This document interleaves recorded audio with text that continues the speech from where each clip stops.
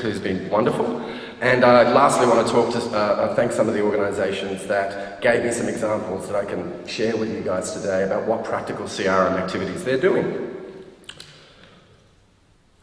Okay, so this is an overview of what I'll be talking about, and I guess I'm going to open with an example that I think indicates that CRM has come to a bit of a crossroads in the arts, and I'll talk about why.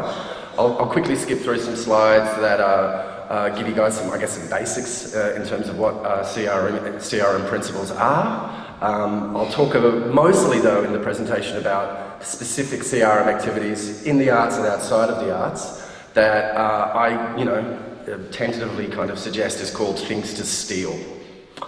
I should also acknowledge, I guess, that this presentation assumes that you've got some kind of CRM system yourself that's holding ticketing and transactional data. Now, look, I know some of you don't, and I know that can be a real concern, but given that so many of our organisations have made the switch to using some fairly complex software to store customer interests and customer transactions, it seemed kind of pointless of me to not start from that position. But I'll be talking quite generally about the activities that are born of CRM. I'm not going to be talking about any specific software, any system, or any particular technical details for running that system. Much more general than that.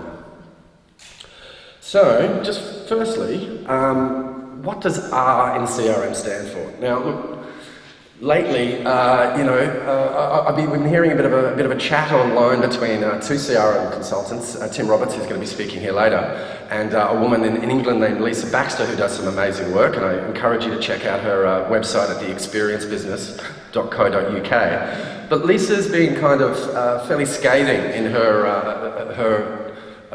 approach to CRM. She thinks that basically we're turning it into just revenue-generating activity that's leaning way too heavy on the data, the numbers, and the systems, and very little about the relationships.